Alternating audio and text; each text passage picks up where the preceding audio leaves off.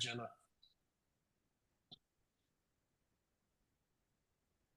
All right, I see people coming in.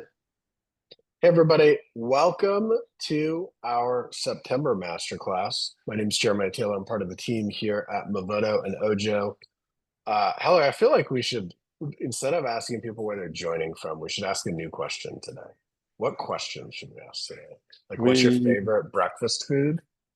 we could do that. We could also ask them if they're part of a team or an individual agent. We could ask I'm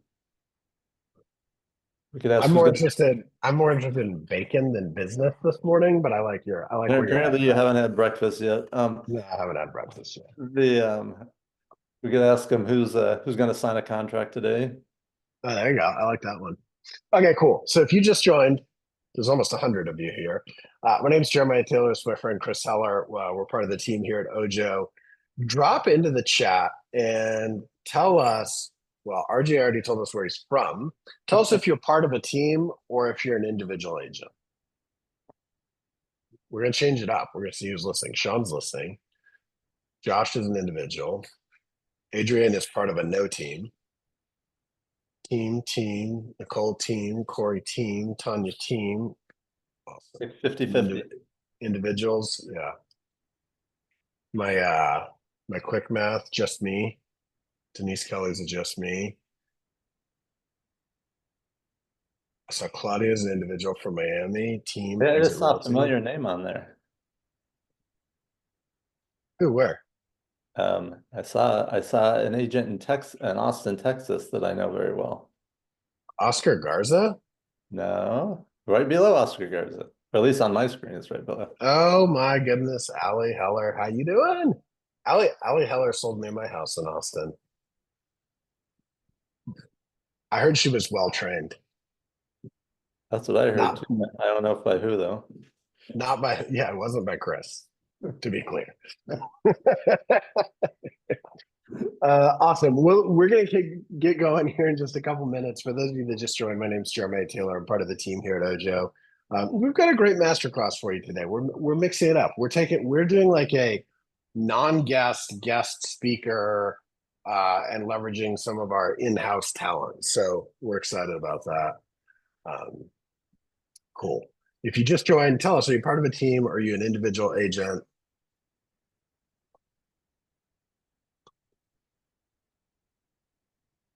I feel like how I really missed an opportunity here because I What's think that? I have this long list of Hellerisms, and this would have been the best possible time for me to break out a bunch of my Hellerisms. It would be. Uh, You can start thinking about it if you want to do it halfway through or at the end or now or whatever. I'm fine. I'm well, I have some good some of ones. them will make me smile, some of them make me blush, some will make me cringe, but I think that would be a good opportunity. Yeah, I like it. I like it. Awesome. Well, it's 9:05, so we're going to kick this thing off. People will continue to trickle in. For those of you that I don't know, my name is Jeremiah Taylor. I'm part of the team here at Ojo and Movoto. This is our September masterclass, and I get the pleasure of introducing my friend and my colleague Chris Heller today. The format for these masterclasses, if this is your first one, is that Chris has got some content that he's prepared that he's going to share with you, and then we'll hold out the last probably 15 to 20 minutes to take Q&A. But look, don't be shy. If something comes up during the middle of this, jump in the Q&A, jump in the chat. We're here to help. The goal of these is to add value for you. And so Chris's topic today, if you saw the invite, is mindset. And it's interesting because I've had kind of a front row seat to Chris's mindset for the last 12 years. And if you were listening, I was joking saying that like there's some Hellerisms that I wish I had on deck for this. And there's a few that come to mind. Um, but the like consistent thing with Chris that awes most people is the way that he engineers his mindset purposefully in a way to serve him. And often the difference between top agents, very successful people, and everybody else is simply their perspective. And I think one of the most valuable things I've learned from Chris is that perspective is absolutely a choice. And so I really can't think of a better person that I know personally or professionally that is truly an expert on this topic. Not just that they can talk about it, but that they can live it. And I think one of the things I admire and respect about Chris the most after working with him for 12 years is not just that he's like consistent and hardworking and very successful, but that he's congruent on that in his personal life as well. And so often you see people that are on stage living a big life and then it's a mess behind the scenes. And Chris is just truly congruent in every part of his life. And it makes me proud to be in business with him. So get out your notepad, get ready to take notes because I know that Chris is going to drop some heller nuggets for you, specifically as it relates to mindset. So, Chris, I'll let you take it from there, and I'm going to take some notes. All right. Well, Jeremiah, thank you. Appreciate the kind words and appreciate you. So super excited to talk to everyone. We have on this call, we have people that we're partnered with. We have a platform called Movoto Pro Plus for teams, and some of you are partners in that. We have a platform for individual agents called Lever, where we sort of do things for you so that you can go sell more homes. And some of our Lever partners are on that. And then we have people that we don't know that are on here. And so we welcome all of you. Let me share my screen and we'll jump into what we want to talk about. Dominant Thoughts. That is actually the title of a book I wrote. And and this isn't about the book, although we're going to be talking about things that you'll find in the book. Just a little background on myself for those of you who don't know me. As Jeremiah said, we work for at Movoto.com. Or at Movoto, I'm the president of the company. I was prior to that, I was the CEO of Mellow Home, which is sister company Loan Depot. Before that, the CEO of Keller Williams. All along, for the last 35 years, I've had a real estate team in San Diego. I'm talking to you today from Whitefish, Montana. The team in San Diego, I stepped out of running that on a day-to-day basis back in 2010. Wow, 14 years ago. 90% of what it takes to become successful is our mindset. And we're going to talk about that. And I want you to think about that in terms of your mindset and where you find things. Now, you might agree with some of the stuff I'm going to share. You might disagree with some of the stuff I'm going to share. I'm going to invite you to just listen to it. And for this conversation, pretend it's true. So let's talk about, in a changing environment, I think we could say when things change, right? We've all gone through some changes. On August 17th, we went through some changes. Back in May, when the settlement happened, we all dealt with changes. When the market shifts, we deal with changes. But what really changes when these things happen? The conversations we have change. The expectations we set with buyers and sellers change. The level of education that we need to deliver changes. And so do our reactions to change. And that last one is an important one. I remember back when the settlement happened, and I just watched. I watched how people reacted. I saw a lot of fear. I saw a lot of anger. I saw a lot of reactions. And then I talked to a lot of people, talked to a lot of top agents, a lot of top teams. And what I noticed very quickly is that you could sort of divide people into two groups, two broad groups. Ones that were consumed with reacting in their emotions and the fear and their anger and going down lots of different dark tunnels. And others that were saying, okay, what's the opportunity going to be? Where are the opportunities? And one thing that we know is that when you're dealing with fear, anger, emotions, those things, you cannot see opportunities. It creates a filter that you can't see opportunities with. And that's one of the things that we'll talk more about. But remember, the things that really change are all things with us. Yes, there's changes in how we do business. There's changes in market dynamics. There's changes in interest rates. There's all those things that change. But it's our reaction to those changes, which are going to determine what direction things go for us. So let's talk about some of the specific things. How do we develop a success mindset? That is one of the things that is super important. I'm just looking at some of the notes that I wrote. Uh, you know, when we control our mind, when we control our thoughts, we have the opportunity to be able to see things more clearly. We have the opportunity to be able to make better decisions. We have the opportunity to be able to deal with things more powerfully. And in developing a strong mindset is really the key to that. Now, how do you do that? Well, developing a strong mindset is no different than developing a good physique or a good habit, right? It's a muscle that we have to build. It's a muscle that we have to be purposeful about building. Um, there's there's things that go along with that. And one of the things that go along with that is it's hard to have a good mindset when we're consumed with negative things. Now, let's face it, there's a lot more negativity out there than there is positive, right? Positive things don't sell news. Back before the internet, there was an old adage that says, negativity sells newspapers, right? For those of you old enough to know what a newspaper is or have read one, the headlines were always these sensational or negative headlines, right? People didn't want to, that's what would catch their eye. And people, oh, did you hear about this? Did you hear about that? Right? That's what people would talk about. So we're surrounded, the default is negativity. There is just more of that. I mean, just spend any amount of time. I know none of you spend any time on social media, but if you did, you would see that, or watching the news or politics or any of those things. So how do you limit that? Because you cannot have that be constantly impacting you and have a strong mindset or a great attitude. It's just they're two different ends of the spectrum. So some of the ways we do that is we limit the negativity.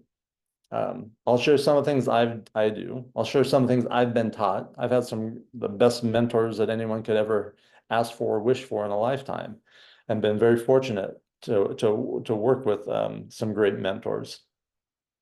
One of the ways we control our attitude and our mindset is by limiting the negative. Who do we spend time with? What do we watch? What do we listen to? And at the same time, are we doing purposeful things to improve our mindset, to improve our attitude? See, I've always operated like there's a finite amount of space up here, like a jar.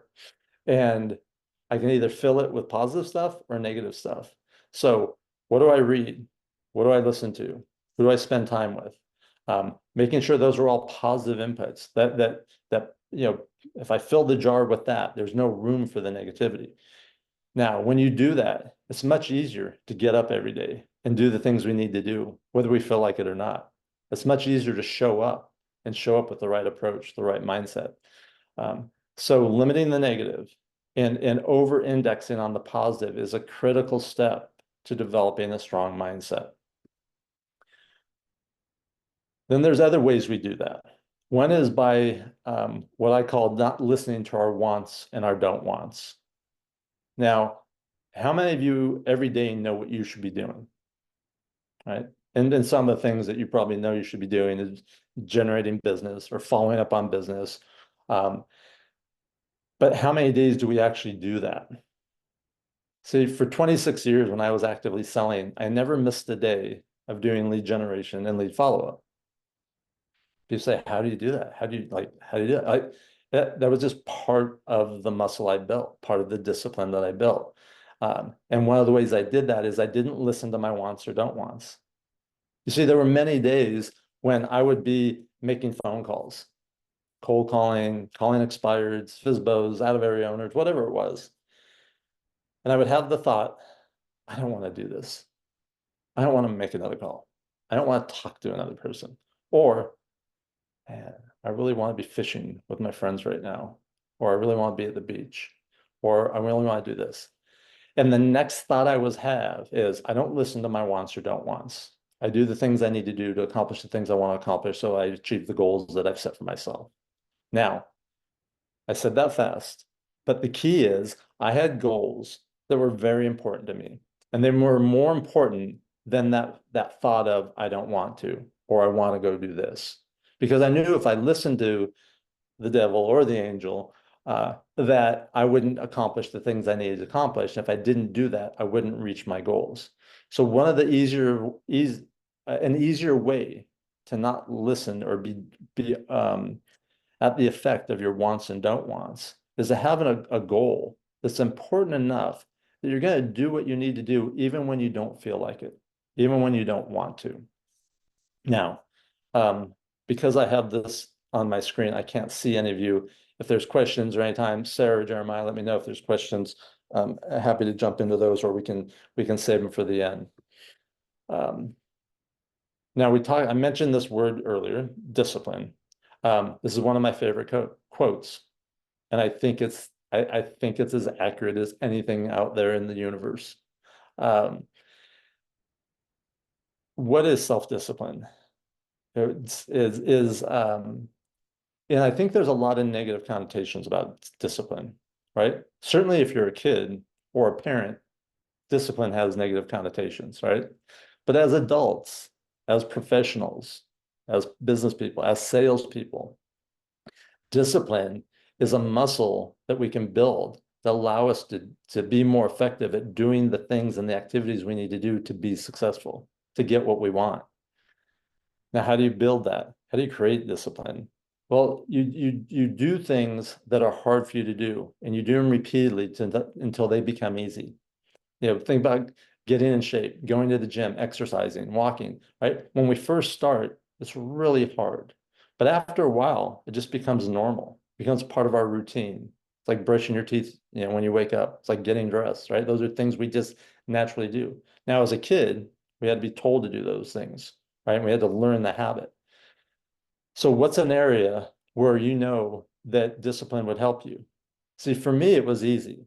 I knew that when I got into real estate, I didn't have more experience than anyone else. I wasn't a better salesperson than anyone else. I wasn't smarter than anyone else. I didn't have more knowledge. I didn't have any of those things. All right. I was brand new. But I knew that if I worked as hard or harder than most, and I created discipline in certain areas, that I could achieve more than I saw people achieving around me. And one of those areas was just on a daily basis. On a daily basis, having the discipline to follow a schedule so that at the end of the day, I could leave and know that I accomplished all the things I needed to accomplish. Now, what I saw around me, when I saw other agents in the office or in the business around me, is that they didn't do that. And the end of the day would come and it wouldn't end because they didn't get done the things they know they need to do. So it would go into the nighttime. And all day long, they were working and being reacted by things. And I really saw the business running them instead of them running the business. And the simple and the slight nuance there was the schedule. Did they have a schedule? And writing a schedule and creating a schedule isn't the hard part. The hard part is following it, right? And following it consistently, day in and day out, when the world, when your clients, when yourself doesn't want you to. But as you build that discipline, it becomes easier and easier. So the single thing I did that created more benefit than maybe anything else was have the discipline to follow my schedule. Meaning, up until 11 o'clock every day, when I was doing my lead generation, lead follow-up, I wouldn't let anything get in the way of that, right? I would tell the person at the front desk, hey, I don't care who calls. I don't care who walks in. I'm not here till 11 o'clock. I am not available. I give my cell phone to my assistant, say, hey, I get this back at 11 o'clock. Right? I didn't want to see any push notifications. I didn't want to see any phone calls, text messages, or anything else. Now, if you use your phone for prospecting, that's not an option, but you can turn off notifications. You can set up structures so that you have an easier time of not being distracted or distracting yourself to build that habit and to build that discipline. Now, here's what I discovered. The more disciplined I was with my time, the more time I had. The more disciplined I was with money, the more money I had. The more disciplined I was with my health and my nutrition and my exercise, the better health I had. It's almost counterintuitive. People think, well, there's give up my freedom, right? I become this regimented person. Well, I actually had more time to do the things I wanted to do, whether it was trips with my family or things that I like doing, because I was very disciplined with the time that I had and the time that I spent. So the question for everyone here is, what are some of the areas where you knew if you had more discipline or created more discipline, you would have more time, more money, better health, a better experience that you'd be enjoying in this journey that we're all on. Another thing that we talk about in the book, and I think is really a part of a strong and a good mindset, is when the people that you work with and the people that you work for are happy and are look at you and go, thank you, I don't know what I'd do without you. And you're the hero in the transactions or in the relationship. That's a really good feeling. And when you have that, it's much easier to have a strong mindset. It's much easier to have a strong attitude, a good attitude. One of the easiest ways to create that is to simply consistently and in all areas under promise and over deliver. You see, when we under promise and over deliver, we wow people, whether it's the agent on the other end of the deal, whether it's our partners, whether it's our clients. So what does that really mean? Well, think of the opposite. When we overpromise and underdeliver, what do we create? We create disappointment, we create anger, we create issues, we create problems. So the opposite of that is underpromising and over-delivering. Now, the thing this impacts more than anything is in setting expectations. You see, every consumer that we deal with has expectations. And more, day by day, month by month, consumer expectations are getting higher and higher and higher. And that's because of technology, right? We are getting used to things and expecting things at a level that are much higher than we did 5 years ago, or 10 years ago, 15 years ago. And they'll continue on. So it's incumbent upon us to stay at or to keep up with or exceed those expectations. Now, the easiest way to do that is if you're the one setting the expectation. You see, everyone has expectations, but we don't always know what they are. In fact, what we think they are and what they actually might be could be two completely different things. And if that's the case, how do we meet or exceed their expectations? If it happens, it's just luck. But the way to guarantee that you meet or exceed someone's expectations, if you're the one setting them, that means doing things like ending every conversation with, hey, here's what's going to happen next. Let me share with you what's going to happen next. Let me tell you what's going to happen next. So if you did that with every conversation you had with every prospect and every consumer, you'd be letting them know what to expect. And then your job is to exceed that expectation. So a simple example. And it could be something as simple as they have a question and you have to get the answer. You don't know the answer, but you know that you can get it quickly, maybe in the next hour. So say, hey, Mr. Buyer, that's a great question. I know where I go to get that answer. I will call you tomorrow as soon as I have that information and let you know what that is. And what you do is you call them back 2 hours later or an hour later and say, hey, I got the answer. I wanted to call you right away and not wait till tomorrow. And what did you do? You set the expectation that you're going to call them tomorrow, but instead you called them in an hour or two. How does that make them feel? I'll tell you how it makes them feel. It makes them feel like, wow, they must be important. That agent must be thinking about me a lot. I must be important to them. I must be top on their list. Wow, that is like, we've exceeded their expectation. It happens all the time in business, but are we paying attention to it? So always be looking at how can you underpromise and overdeliver, and by setting the expectations, you then know what you need to do to exceed them. And when you exceed someone's expectations, you create a situation where they're happy, where they feel important, where they feel satisfied, where they go, wow, I'm glad this person's on my side. I'm glad this is my agent. And when you do that and your clients feel that way, it's much easier for you to feel good about what you're doing and to have a strong mindset, and then to go do the things you need to do that if you didn't have a good mindset, those things would be very laborious. It'd be like walking up a steep hill.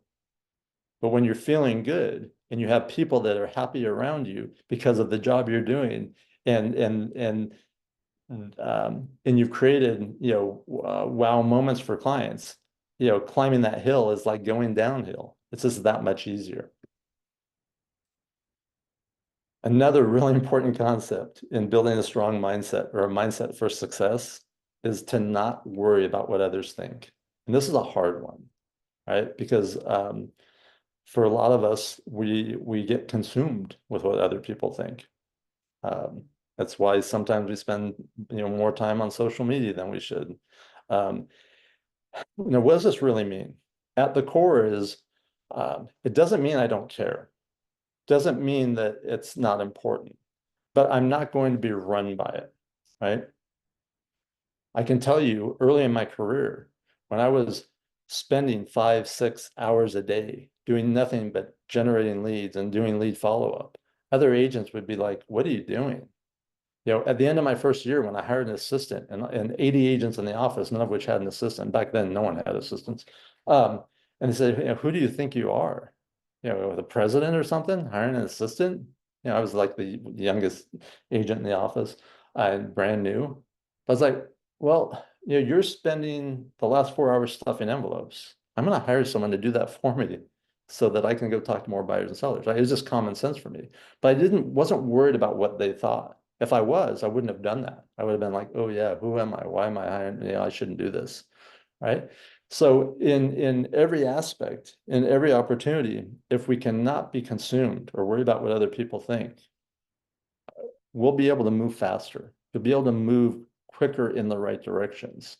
Now, it doesn't mean you don't care, but it does mean that you're not going to let that deter you, right?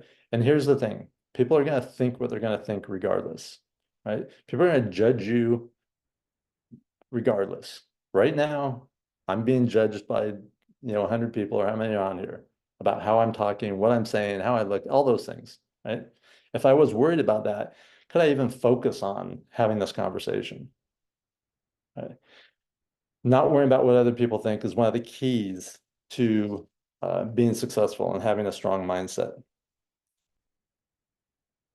And just looking at one of the things that I wrote about this, um, and one of the examples I always think about is, we just had the Summer Olympics in Paris, right?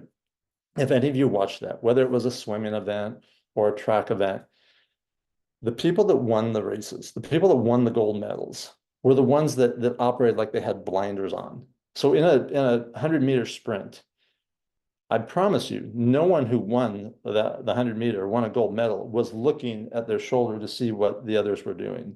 And every time someone does that in a sprint, they always get passed, right? Because it slows them down. Early in my career, I used to have agents come up to me all the time. And usually it was like some young, aggressive agent said, oh, I'm going to beat you. I'm going to sell more homes than you. And my thought in my head, and sometimes would come out of my mouth, is not if you're focused on me. You'll never beat me if you're focused on me. You need to focus on you. The key point is the only person that really matters is the person in the mirror. And the more that we can get clear on that, the better off we'll be and the stronger the mindset that we'll have. All right. Another way to build a mindset for success is not to be attached to the outcome. Now, most of us heard that, but do we really understand what that means? But we've all been in negotiations, and we've all can tell when the other agent or the buyer or the seller is attached to the outcome, or when we're attached to the outcome. And the reason we know that is because we can feel it, right? If you or I are attached to the outcome, you feel it in your gut, you feel it in your emotions, your anxiety, all those things, because you really want something to happen. The key is not being attached. Now, if you have a really big deal, or if you have your first deal in a while, it's really hard not to be attached. So how do we do that? The key is being committed, but not attached. And that's an important distinction.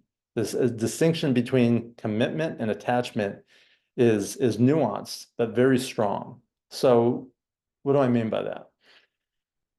In a real estate transaction, I was absolutely committed that my clients had a good experience, that their goals were accomplished, that I got their home sold at the price they wanted in the time frame they wanted, or I got them the house that they really wanted.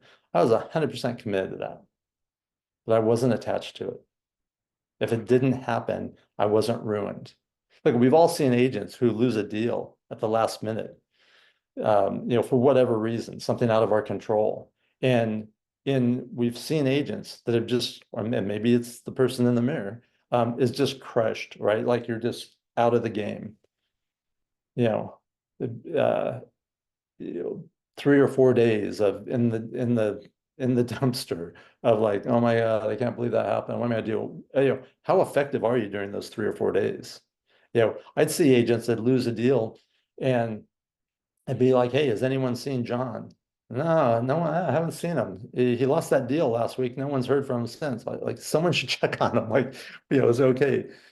I had a rule that it was my 3-minute rule. If something bad happened, and we all have bad things happen in real estate, right? Bad phone call, bad interaction, bad transaction, bad outcome. My rule was I had 3 minutes to be emotional about it. I had 3 minutes to be freaking pissed. I had 3 minutes to throw stuff. I had 3 minutes to moan and groan over it. But after 3 minutes, it was next, right? What do I need to do? What do I learn from it? What am I going to make sure I never do again? And what do I need to do now to get my client back where they need to be? Now that's an extreme approach. I admit it. So it might be a 5-minute rule, might be a 1 hour rule, whatever it is. But we have to limit the amount of time that we're impacted by things because it limits our ability to go impact things. So be committed to the outcome, but don't be attached to it. If you've ever watched like a professional poker tournament, on ESPN 12 or wherever they show those, the guys that are always in the championships or the women that are always in the championships, they might be attached, but they certainly don't show it. Like they're committed to winning. But if they're attached, they're going to be sweating. If they're attached, they're going to be, doing things and making decisions that aren't rational. So it's much easier to have more power in whatever the situation is if you're committed but not attached. In any negotiations, the person who's attached is probably going to lose. So this is an important one. Hope that it makes sense to you. If you want to talk more about it, ask questions. Another way to have a strong mindset or to have a mindset of success is to simply, I shouldn't say simply, because it's not always simple, but it's to do the right thing always, not some of the time, not when it's convenient, not when it's easy. In fact, doing the right thing when it's the most difficult thing to do is gives you the most power. It's the thing that allows you to go to sleep at night knowing that you did your best and you did the right thing. I would see agents who would make decisions based on the commission they were trying to get or the amount of commission or anything else. And when that happened, probably 9 times out of 10, the client's best interests weren't being taken care of, right? It's just having personal integrity. It's having personal standards and then sticking to them. There's no deal, there's no amount of money, there's no commission that is worth your integrity. This would be we could spend an hour on this one, so I'm not going to get on a soapbox. But simply doing the right thing all the time makes for a stronger mindset and a better internal attitude that allows you to then go be successful at a faster and higher limit. The next thing is just having fun, right? Boy, when the settlement news came out, there were a lot of things I thought were really entertaining, but based on what I saw, most people weren't entertained. Most people were, thinking it's the end of the world, angry, reactive, in fact, some even abusive, and look at guys, nothing we do is that serious, right? We all made the choice and made the decision to play the game called real estate, right? Now, if I was talking to a group of heart surgeons where it was life and death, right, where every day we were going into the operating room and it was life or death, that'd be a different conversation. But we're salespeople. We're generating business. We're following up with business. We're providing a service, right? We need to be able to smile. We need to be able to laugh at ourselves. We need to be able to have this be a fun experience. Otherwise, it's just too hard to do the things you need to do at the level you need to do them to be as successful as you want. So try to have more fun. This is a quick review of what we just talked about. I'm not going to go through these. You're all going to get a copy of this. But what I hope is, as we talk about the mindset and the things we're about to talk about, I want you to be thinking about, where it applies to you. You're not going to get any value of, what Chris does or how Chris makes it work or my stories, right? But for yourself, okay, where are the areas where you struggle? Where are the areas where if you made a shift that things could get better? Now, I can absolutely help you get to those areas or figure out what those are or in any specific area. And if you reach out to me, I'm more than happy to do that. But the value you'll get is not by anything I'm saying. The value you'll get is by looking at yourself, your life, your business, and say, okay, where would some of these things help me? And then what's my plan to go attack these? Now, tactics for today's market, the market we're in right now. This first thing I'm going to talk about is something that I don't think we think about enough, and is something that I really want you to understand, that confidence and competence rules the day. See, consumers right now, and especially the buyers right now, are meeting agents, just like they always meet agents. And these agents are now having conversations with them that they may not have been having before, and conversations that these consumers may not have had before about buyer representation, about compensation, about value proposition, about, what do you do that's different? Why should I work with you? Why should I hire you? If you can confidently and competently have these conversations, you'll win more times than not. Now, I think we'd all agree with that. Pretty easy to understand. The challenge is, how do you become confident? How do you become competent? Well, what builds confidence? The thing that builds confidence is preparation, practice, role play. Okay. When August 17th came, we partner with over 300 of the top teams in the country. We partner with thousands of top agents. And the thing that I heard consistently and over again from them is that they were preparing and started preparing in May, in June. They didn't wait till August 17th. They were having daily role play sessions on taking a sign call, on taking an introduction call from Movoto, on taking a referral call, on meeting someone at an open house, and practicing and role playing their conversations of how they would turn that into a signed agreement. So when August 17th came, they were ready, they were prepared, they were confident, and they were competent because they knew what to do and how to do it. So if you didn't do that, if you didn't start preparing way back then, what can you do right now? Well, you can do the same thing. You can start practicing. You can start role playing. You can take it to another level. Whether it's another agent on your team, another agent in your office, someone you've met at a conference, say, hey, would you be willing to role play for 15 or 20 minutes each day with me? See, for 26 years, one of the things that helped me accomplish the things I accomplished, selling 4,000 homes and not missing a day of being effective in my lead generation and lead follow-up, was that I practiced every day. From being a new agent, I would grab agents and say, hey, will you role play with me? On my first listing appointment, I grabbed 3 or 4 agents that were experienced in the office. Hey, can I role play this with you? And I was horrible. I didn't get my first listing, and it was a relative, and they hired someone else, my brother's brother-in-law, because I was just bad, right? But I got better because I kept practicing. And as you practice and as you get better, your confidence naturally goes up, and you become more competent as you practice. I know as agents, as independent contractors, we don't like to do that. But the agents and the teams that spend more time doing that are the ones that get better. And it's not just in our business, right? There's no professional athlete or Olympic athlete or anyone at the top of their field that doesn't practice consistently, and they don't stop, right? Um, if you become a Major League Baseball player, you don't stop taking batting practice because you're now, in the major leagues, right? They take batting practice every day. We need to develop some of those habits if we want to be the best that we can be and the best that there may be. Um, Activities. It's more important now that we're meeting more buyers and sellers than we've ever met before.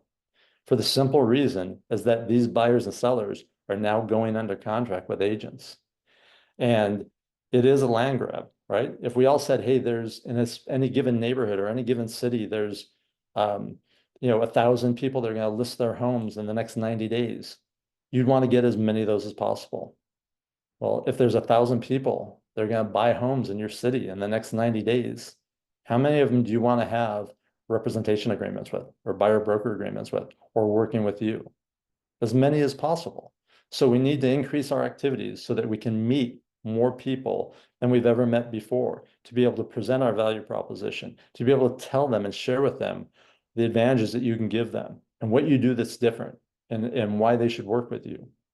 Right? That's a key to being able to do more business. Now, to do that, we have to make more connections than we've ever made. Now, whether it's working with a company like us, or our lever agents, or our Pro Plus teams, or meeting more consumers, or you're tripling the amount of open houses you do on a monthly basis or a weekly basis, or the amount of calls you make, or the amount of emails you send, or the amount of events that you go to, whatever you choose to do, you need to be able to build more relationships and deepen the ones that you have, right? You may have a database of thousands of people, and that may feel good.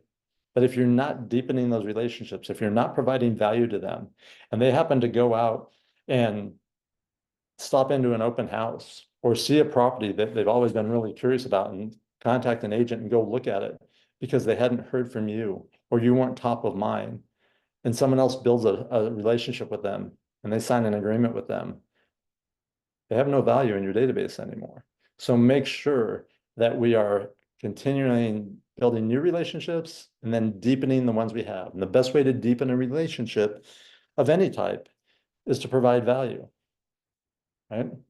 Whether it's with your partner, your parents, your kids, your brothers, your sisters, your clients, what are you doing to provide value? Now there's things that we all have that are valuable that they can't get elsewhere. But if we're not delivering those, they're of no value. Operating with a greater sense of urgency, there needs to be a sense of urgency, right? There is a lot of competition, and if you're doing things at a faster pace than others, you're going to get to where you want to be faster than they'll get there. And that's just it's easier to operate with a sense of urgency when you have a clear mind, when you're not consumed with fears, concerns, and it's much easier to not be consumed with fears and concerns when you have a stronger mindset. You're feeding your mind with positive things, you're limiting the negative, you're controlling your environment, you're controlling who you spend time with. It's much easier than to go do the things that you need to do to be successful. I'm not going to read all these. There's a couple of them I do want to hit on though. I talked about this earlier, having and operating from a schedule, and there's no good or bad or right or wrong schedule, but having one is the important thing. And then the critical thing is following it, right? You gotta have the perfect schedule. But if you don't follow it consistently, you're not going to get the benefit of it. And then focus on your 2 E's. So just as important as the 2 C's of confidence and competence are the 2 E's, efficiency and effectiveness. Efficiency are things like processes. Efficiency are things like checklists. Efficiencies are how do we do things in a more efficient way, a quicker way, with less effort, faster. Effectiveness is how do we do what we do but get better results, right? How do I go on 10 listing appointments or 10 buyer consultations and get 8 out of 10 of those to sign with me versus 5 out of 10, right? How do we get more efficient? we create better processes, better checklists, better systems. How to create more effectiveness? We practice, we role play, we increase our skill level. Two agents can make calls for an hour. The most skilled one is going to set the most appointments. The most skilled ones are going to get the most leads. So working on your efficiency and your effectiveness. And then last but not least is work on your mindset daily. See, having a good mindset or a strong mindset is as Jeremiah said, it's a choice and it's a conscious decision. And then it takes conscious and specific actions every day. Okay. Whether it's affirmations. I have an affirmation I've been using my whole life. It's affirmation that my mom used to say when she woke me up every day. I hated being woken up. I didn't like my mom waking me up. But she always said, hey, it's time to get up. Today is going to be a great day. Now, to this day, as a old man or an older man, old compared to some of you, when my alarm goes off, usually the first thing in my mind says it's going to be a great day. And sometimes that's a conscious decision. Sometimes this is unconscious because I've been doing it for so long, right? Or if I have a horrible night, which I've had a couple horrible nights the last few nights where I haven't been sleeping, and I repeatedly tell myself, I wake up energized, refreshed, and full of vibrant energy. I wake up energized, refreshed, and full of vibrant energy. I condition my mind so that my body listens to it, right? So what are the affirmations we use? What are the things we're doing to work on our mindset daily? How do we get better at all these things so that we achieve the things we want to achieve? So let's do this. If Jeremiah, if you have any Hellerisms, or if there's questions, let's talk about those and see what we can help folks with. So if you have questions, you can I tell made them. I made a whole list of Hellerisms, but Okay. rather than me just dropping Heller truths, uh, y'all go in the chat. There's one question now, but for those of you that haven't written a question or you have a question for Chris, put it in. I would encourage you to ask him some questions because a lot of times the thing that we get stuck on or any person gets stuck on, it's interesting to hear how somebody like Chris will answer that uses their mindset as a tool to help them get what they want. So I'll read you the one that's in here. It's actually less of a question, more of just a kudos, which is, says, Chris Heller, you're a rock star. Thank you for sharing. You're very authentic with the way you handle your business. So I think that's awesome. And I would agree with that. I think there's a few interesting things that, like, as you were talking about different things, I was like, oh, I remember something that you said about this. And there's one where like Chris is like the example of time on task over time. And it's funny. I remember like one of the first times I had dinner with Chris, we ordered and we were at this Spanish restaurant and he ordered like some weird stuff, like uncooked baby octopus. I think it was like a weird test to see if I would just go along with it and eat it. But anyways, when the waiter's like, what do you want? He's like, oh, I don't eat cheese or something else. I was like, oh, are you vegan? And he goes, oh, not anymore. I was. And I was like, oh, tell me about that. He's like, oh, I tried it for a while. And like, it was where it turned out it wasn't for me. I was like, oh, how long did you try it? And he's like, I tried it for like 5 years.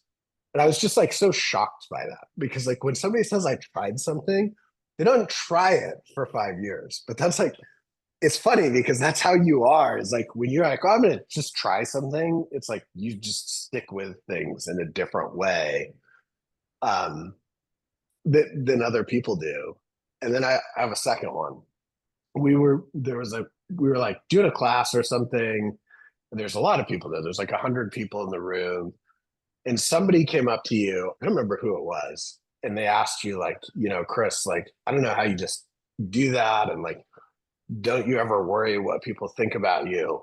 And I think you weren't like processing and you looked at him and you're like, no, like, gosh, could you imagine how life would be if you spent all your time thinking about what people were thinking of you? Like, what a terrible disease.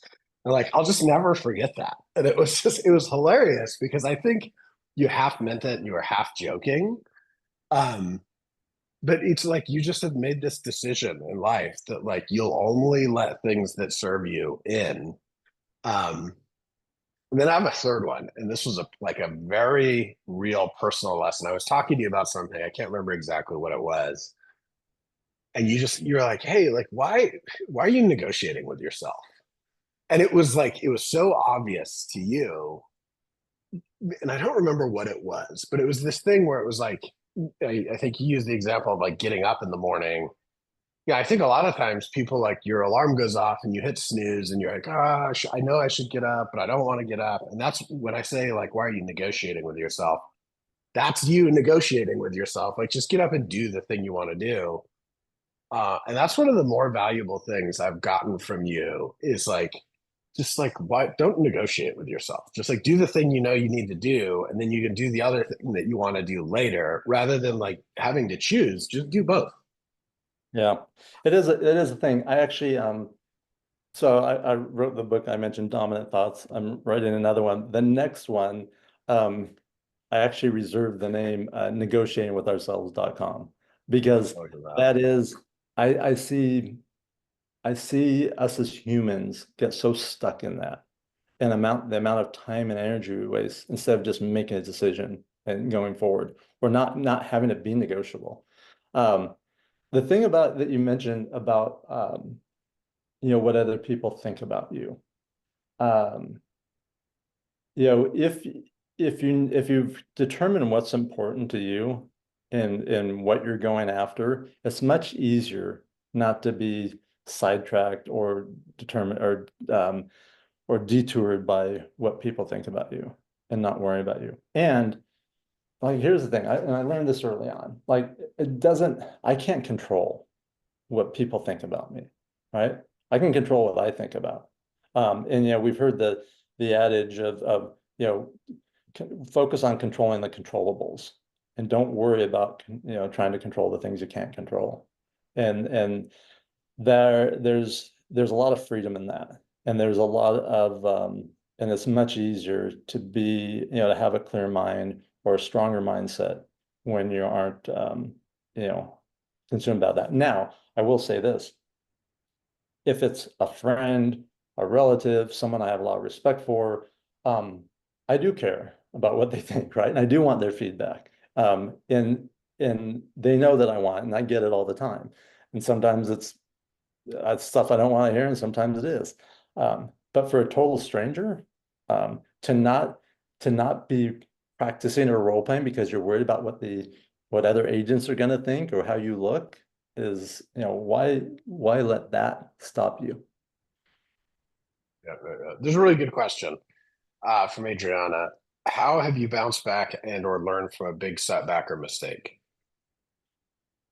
That's a good question. So the more you do, the more setbacks and mistakes you'll make. So I think one of the things that happens is I have probably made more mistakes, have more setbacks. I've had some, life altering ones, and when we all do, right? That's no one gets through this without having bad things happen. Um, but it's really understanding it's not the things that happen, it's how we react to them. Um, I used to have, when I had before laptops and I had my big monitor, I had certain things taped to it. And one of the things that I had taped across the top is, I'm never down. I'm either up or getting up. I'm never down. I'm either up or getting up. What that was a reminder of, hey, I'm going to get knocked down. And I have been knocked down. But I don't stay down. I get up. So I'm either up or getting up. I'm never down. And that was just an attitude, a mindset, just became a truth for me. So, back to the specific question, how do you do that until you develop that mindset is um, one of the ways, and this is going to sound counterintuitive, is just to take responsibility, right? All too often we become at the effect of something or we become a victim. Um, and just say, okay, what did I do that caused this? And when I say responsibility, I don't mean blame. I mean just being responsible for it. Okay, look at I played a role in this. What role did I play? And then what can I learn from it? And what am I going to make sure I don't do again? And so when you focus on that versus the thing that happened, it's much easier to start moving forward and moving through it. And then and I think another part of it is just moving through things quickly, and things that are uncomfortable or things that are scary. We all have those things, right? We're all human. But I see some people move through them very slowly, or they don't move through them at all. So they impact them for a much longer time. I've from early on, I mean, and things happen when we're kids, right? That shape who we are and things. I remember early on in elementary school, things happening that were super uncomfortable or super scary. But I developed the habit of just attacking them almost aggressively because I wanted to get through them quickly. And so that's another way, when you have setbacks, when you have things, run at them. If there's an issue or a problem or a fire, run at it. Don't run away. Don't stick your head in the sand. Don't, think that it's just going to get better with time. Certainly some things do get better with time, but you can move through it, and you can move through it faster, but making that decision. So those are some of the ways. Yeah, and I think the I don't know where I got this observation. May have been from you, may have been from somewhere else, but it's like whether you created the problem or somebody else did, it's still your problem. And if you want it out of your life quickly, be a part of the solution or be at cause of the solution, right? And I think it's interesting because a lot of agents are like, oh, so and so did this to me, and they need to make it right. Well, just because they caused your problem doesn't mean that it's their problem to solve it, and you have to deal with it. Yeah, it goes along with what I was saying of, just being responsible and taking responsibility. Like, not blame, not guilt, but just like, okay, all right. And I just remembered where I got this. I was like, this popped in my head just a second. When I was 20 years old, I got invited to go see a motivational speaker. It was in San Diego. I don't remember who invited me. I don't remember where it was or how I got there, but I remember sitting in the very front row, and it was Dr. Dennis Waitley, who had written a book. Oh,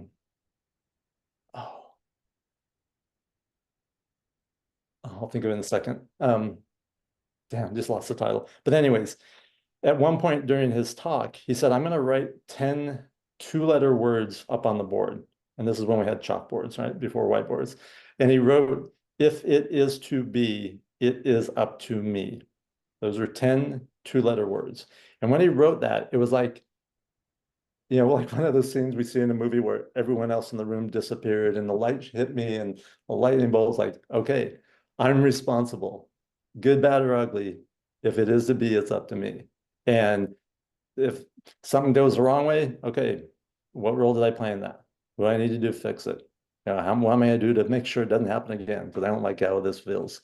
And just, again, being responsible, versus being a victim or being at effect of things. It's much easier to affect things than to be at effect of them. Yeah. Yeah. I'm going to ask you for a parting thought. One thing I noticed from constantly talking to agents and loan officers and other people in the industry is rather than thinking about what they need to do to have things be different, they look for reasons why they should stay the same. Like I'll give you an example. Is like the classic one is you say like, hey, well, this agent's selling 100 homes a year in this market across the country, and immediately people are like, oh, I mean that's my market's harder, my market's different, and they're like, we automatically as humans look for this evidence to stay the same. What's a parting thought on how people can just break that habit? Yeah, that is a lot of people have when they think about change, there's negative things they've attached to it, right? It's hard, it's uncomfortable, it's unfamiliar, all those things. Yeah, the psychology of winning. Thank you, Jeremiah. The if we change and if we shift how we think about change, then it becomes much easier. So, and I think it's human nature, like to not like to status quo is like comfortable and good, and we sort of there's familiarity, all those things, comfort, like comfort food. Comfort food for the mind. But if we look at change in a new way, so one of the ways I look at change, and one of the ways I do this is I change and opportunity are the same to me, right? It's change means opportunity, right? And so when you're looking and focusing for opportunities, you can find them and you can see them. If you're thinking about or reacting to it as I don't like it, I don't want it, I don't do this, you can't see opportunities. It's just those two things can't happen at the same time. So if we think of change and we reframe change in a new way, and again, opportunity is the one that I use. You can come up with your own, but look at, okay, there's opportunities. Where are they? Right? Because here's what we know throughout history, when bad things happen, there's always some people that have the greatest growth or the greatest accumulation of wealth or anything else because they found the opportunities. And you can't find the opportunities unless you're open to them and looking for them and thinking about them versus consumed with what you don't like or what you don't want. And I think we're over time. Mackenzie, I will answer your question for you offline. I hope everyone here got value. I hope this was useful. If you have questions or want to message me, I'm on every social media platform. Happy to help. Any last thoughts before we sign off, Jeremiah? There's 100 people left. Go to the bottom of your screen, find the reactions, and put a reaction or type something in chat just because Chris can't see you or hear you. So let him know that you heard him. There you go. Look at that. All right. Awesome. Everybody. Thanks, y'all, for attending. Thanks, Heller, for taking the time to do this for everybody. We appreciate all of you. Have a great end of the month for September, and we look forward to seeing you again in October.